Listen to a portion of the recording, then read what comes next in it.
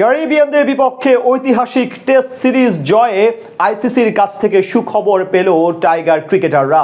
দুর্দান্ত পারফরমেন্সে পুরস্কার স্বরূপ র্যাঙ্কিংয়ে লম্বা লাফ দিল বাংলার বাঘেরা।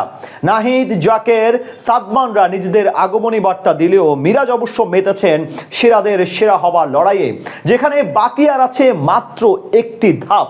সেটা পেরোতে পারলেই সাকিব আল হাসানের মতো ইতিহাসের পাতায় নাম উঠবে মিরাজের। লাল বলে টাইগারদের উন্নতির বাকি গল্পটা শুনবো প্রতিবেদনের বাকি অংশে।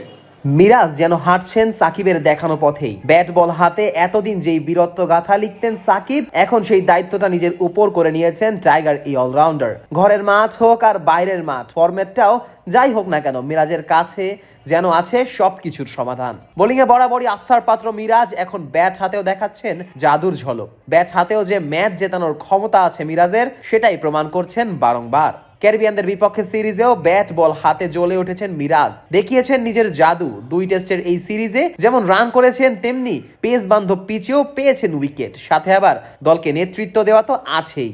মিরাজ যেন পুরো দস্তুর এক অলরাউন্ডার। এবার তার এই অলরাউন্ড নৈপুণ্যের কারণে আইসিসির র্যাঙ্কিংয়ে বিশাল লাভ দিয়েছেন মিরাজ, বনে গেছেন বিশ্বের দ্বিতীয় সেরা টেস্ট অলরাউন্ডার। মিরাজের উপরে এখন আছে শুধু রবীন্দ্র জাদেজা। তাকে টপকাতে পারলেই সাকিবের পর দ্বিতীয় বাংলাদেশি হিসেবে সিংহাসনটা দখল করে নেবেন মিরাজ। মিরাজ 2-এ উঠতে গিয়ে আবার টপকেছেন সাকিব আল হাসানকেই। ক্যারিবিয়ানদের বিপক্ষে সিরিজ না খেললেও 4 নম্বর অবস্থানটা ঠিকই ধরে রেখেছেন সাকিব। এদিকে ক্যারিবিয়ান সিরিজের র্যাঙ্কিং এর উন্নতি হয়েছে বেশ কিছু টাইগার ক্রিকেটারের। ব্যাটিং বোলিং 2 ডিপার্টমেন্টেই উন্নতি হয়েছে তরুণ সব তারকাদের। বল হাতে সবচেয়ে বেশি উন্নতি হয়েছে বাংলাদেশ এক্সপ্রেস নাম পাওয়া নাহিদ রানার। তার গতির ভূয়সী প্রশংসা করার পর এবার র্যাঙ্কিং এও এগিয়েছেন নাহিদ।